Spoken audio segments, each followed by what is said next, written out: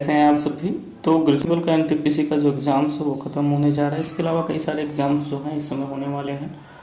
बहुत सारे एसएससी के एग्ज़ाम्स हैं, स्टेनोग्राफर वगैरह, यूपी ट्रिपल एससी के एग्ज़ाम्स है, पेट का है, ठीक है, बीपीएससी का एग्ज़ाम आ रहा है। उन सभी में ये करंट जो है उपयोगी हो।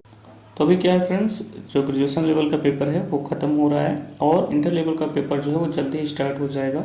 उसके लिए आप अच्छे से तैयारी कर लीजिए। बात करें सिलेबस की तो सिलेबस ऑलमोस्ट सेम है, दोनों का दोनों सिलेबस जो है वो ऑलमोस्ट सेम ही। उन सभी करंट अफेयर को छोटे छोटे टॉपिक्स में कवर करेंगे, ठीक है।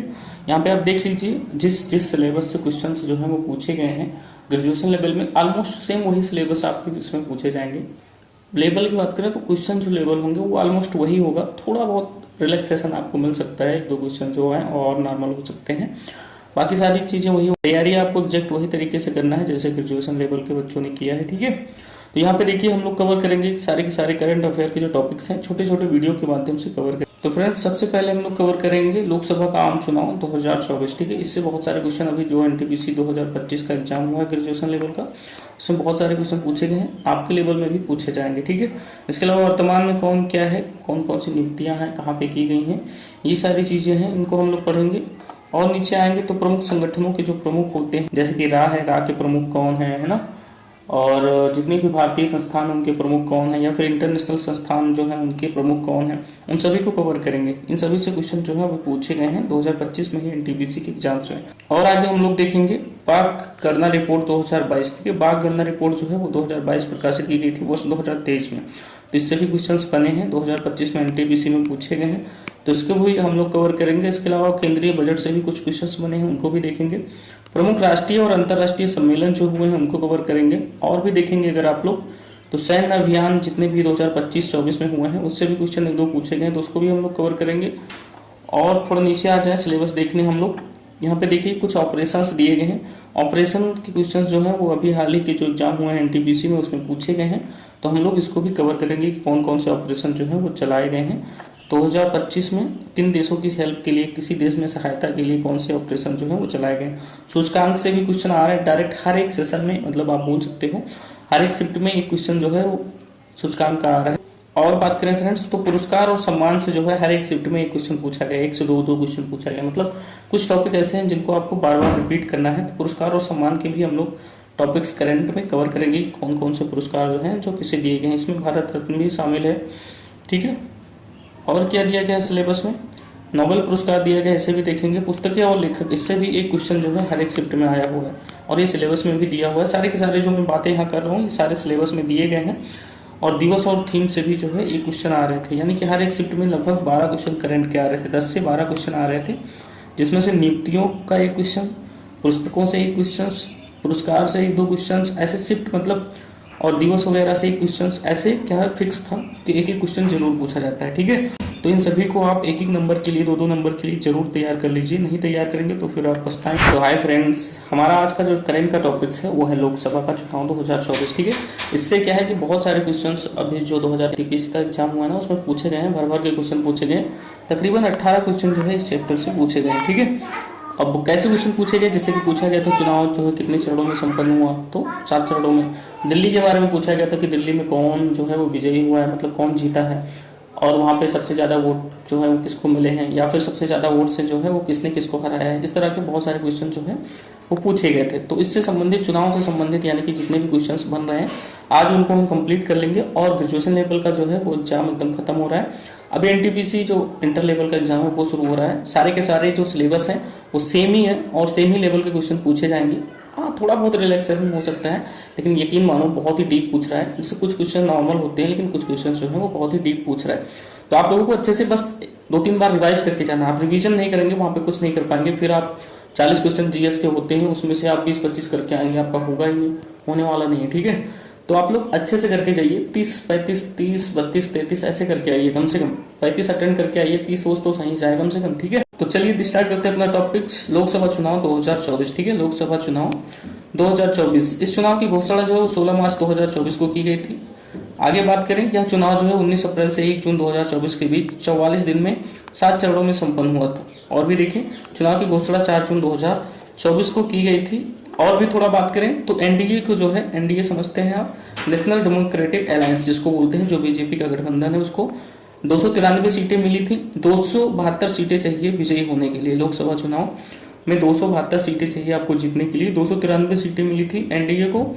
ये क्वेश्चन जो है वो पूछा गया था कि कितनी सीटें मिली थी, तो 293 सीटें मिली थी। ठीक है, ये भी क्वेश्चन पूछा गया था कि निर्दलीय को कितनी सीटें मिली, तो 7 सीटें मिली थी, और अन्य दल को जो है वो 10 सीटें। ये दोनों के दोनों क्वेश्चन जो है 2025 के एग्जाम में पूछे गए हैं, और ये 7 चरणों वाला क्वेश्चन भी पूछा गया था।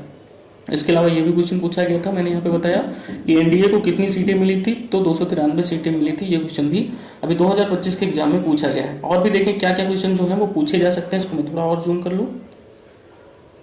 ठीक है, देखिए लोकसभा चुनाव का टैगलाइन पूछा जा सकता है आपसे, क्या है, तो चुनाव का पर्व देश का गर्व। टैगलाइन क्या है, चुनाव का पर्व देश का गर्व। ये 18वें नंबर का चुनाव था और ये 7 चरणों में संपन्न हुआ। आगे भी आपसे पूछ सकता है चुनाव का राष्ट्रीय आइकन जो है वो कौन थे, तो सचिन तेंदुलकर थे। और चुनाव का युवा आइकन जो है वो कौन थे, आयुष्मान खुराना। कौन थे फ्रेंड्स, आयुष्मान खुराना। नेक्स्ट देखिए फ्रेंड्स, वर्तमान में लोकसभा की 545 सीटें हैं, जिनमें से 543 के लिए चुनाव हुए थे।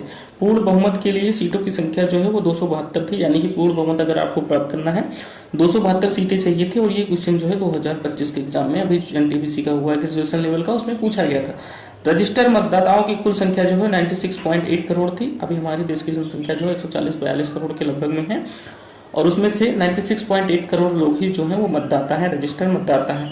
महिला पुरुष की संख्या यहाँ पे पूछ रहा है, तो 49.7 करोड़ जो है पुरुष थे और 47.1 करोड़ जो है वो महिलाएं मतदाता थी। ठीक है, चुनाव में भाग लेने वाले मतदाताओं की कुल संख्या जो है वो 64.2 करोड़ थे, यानी 96.8 करोड़ रजिस्टर्ड है, जिसमें से केवल 64.2 करोड़ लोगों ने ही मतदान किया है। चुनाव में भाग लेने वाली महिलाओं की संख्या 31.2 करोड़ है, यानी कि 31.2 करोड़ है। ठीक है, और भी कुछ फैक्ट देखें फ्रेंड्स, तो वर्तमान में भारत का मतदाता लिंग अनुपात जो है वो 948 है, और कुल कितना प्रतिशत मतदान हुआ ये भी क्वेश्चन पूछा गया था, तो 65.79% जो है वो मतदान हुआ है। ये सारे के सारे फैक्ट आप लोग बस देखते जाइए, रिवाइज कर लीजिए। इतना सारा फैक्ट मतलब ऑटोमेटिक याद हो जाएगा, आप देखेंगे तो वैसे ही याद हो जाएगा। इसके अलावा फ्रेंड्स, चुनाव आयोग द्वारा कुछ ऐप और वेबसाइट लॉन्च की गई थी, जिनमें देखिए आप देख सकते हैं सी विजिल है, ये तो पहले भी लॉन्च किया गया था, और केवाईसी नामक ऐप्स थे, यहाँ पे VHA नामक ऐप्स भी थी।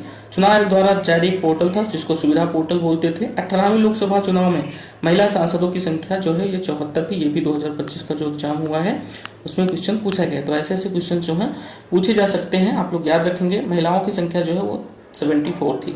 नेक्स्ट देखिए, पहली बार चुनाव में आए सांसदों की संख्या जो है वो 280 है, और चुनाव लड़ने वाले 53 मंत्रियों में से विजयी हुए हैं 35। इसका उल्टा देखिए, 53 का 35, यानी कि 53 मंत्रियों ने चुनाव लड़ा था, जिसमें से केवल 35 ने जीत हासिल की। ये क्वेश्चन पूछा गया था कि सबसे ज्यादा वोटों का अंतर से जीतने वाले व्यक्ति कौन थे, तो शंकर लालवानी थे। कौन थे फ्रेंड्स, शंकर लालवानी। ये डाटा वहां पे दिया गया था 11.72 लाख। ठीक है, इतने वोटों से इन्होंने जीता है। सबसे कम वोटों के अंतर से जीतने वाले व्यक्ति आपसे पूछा जा सकता है, रविंद्र दाताराम वायकर है। 48 वोट से केवल जीते हैं। कितने वोट से जीते हैं फ्रेंड्स, 48 वोट से। और भी कुछ क्वेश्चंस हैं जो एग्जाम में पूछे जा सकते हैं आपके, आप देख सकते हैं यहाँ पे कौन कौन से क्वेश्चंस हैं जो और पूछे जा सकते हैं। उनमें है शपथ ग्रहण समारोह में कितने देशों के राष्ट्राध्यक्ष शामिल हुए, तो 7 देशों को आप लोग याद रखेंगे। 18वीं लोकसभा चुनाव में आए पार्टियों की कुल संख्या जो है वो 41 थी। कितनी थी, 41 थी, आप लोग याद रखेंगे। और भी देखेंगे निर्विरोध निर्वाचित सांसद कौन थे, ऐसा क्वेश्चन पूछा जाएगा, तो मुकेश दलाल थे। कौन थे, मुकेश दलाल बीजेपी के सांसद हैं, सूरत से लड़े थे। ये कहां से लड़े थे, सूरत। लद्दाख की एक सीट पर किसने जीत हासिल की है, तो लद्दाख में एकमात्र लोकसभा सीट है जिसमें हाजी हजीफा ने जीत हासिल। आगे देखेंगे फ्रेंड्स, बहुत ही इंपॉर्टेंट पॉइंट दिए गए हैं। मतदान का सर्वाधिक प्रतिशत कहाँ रहा, ठीक है, लक्षद्वीप में था 84%। लोगों ने लक्षद्वीप के मतदान किए हैं। ठीक है, अभी देखो यहाँ पे क्या है, बिहार जो एजुकेशन का हब बनता जा रहा है। ठीक है, बहुत सारे टीचर्स हैं बिहार में, पढ़ा भी बहुत रहे हैं, मेहनत भी कर रहे हैं, और बच्चे भी पढ़ रहे हैं, ऐसी बात नहीं है। लेकिन सबसे कम लोगों ने मतदान किया है बिहार के। ठीक है, 56% लोगों ने ही केवल मतदान किया है बिहार के। और भी क्वेश्चन पूछा जा सकता है, कम उम्र में सांसद बनने वाली आदिवासी महिला जो है वो कौन थी, तो प्रियंका जारकी होली थी। ठीक है, प्रियंका जारकी होली। सबसे युवा सांसद कौन थे, तो पुष्पेंद्र सरोज थे, पुष्पेंद्र सरोज। देखिए, नोटा का सर्वाधिक वोट मिला, नोटा का सर्वाधिक वोट जो है वो इंदौर में मिला है 2.18 लाख। तो फ्रेंड्स, यहाँ पर 2024 के इलेक्शंस के जितने भी क्वेश्चंस बनते थे उनको हम लोगों ने कंप्लीट कर लिया है। आगे जो है हम लोगों का क्या पूछा गया है, वर्तमान में कौन क्या है। ठीक है, नेक्स्ट टॉपिक जो होगा हमारा वर्तमान में कौन क्या है, करंट अपडेटेड है, हम लोग देखेंगे। अब यहाँ पे जरूरी नहीं है आप इन्हीं लोगों को देखिए, इन लोगों के बारे में तो आपको पहले से पता है।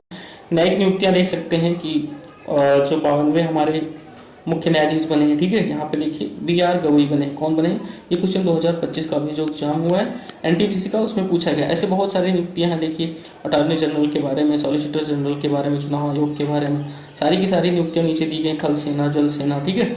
और भी सलाहकार, विदेश सचिव, ये सचिव वचिव से कई सारे क्वेश्चन जो है, वित्त सचिव, विदेश सचिव से क्वेश्चन जो है 2025 में ग्रेजुएशन लेवल में पूछे गए। इसके अलावा इससे संबंधित भी क्वेश्चन पूछे गए हैं, राष्ट्रीय एजेंसियां जो हैं उनसे संबंधित क्वेश्चन पूछे गए हैं, और भी कई सारे क्वेश्चन जो है नियुक्तियों से संबंधित पूछे गए हैं, जैसे नीति आयोग के अध्यक्ष, उपाध्यक्ष या अदर चीजें जो हैं, इन सभी की नियुक्तियों से संबंधित जितने क्वेश्चन होंगे वो अगले वाले सेशन में हम लोग कवर करेंगे। Thanks for watching.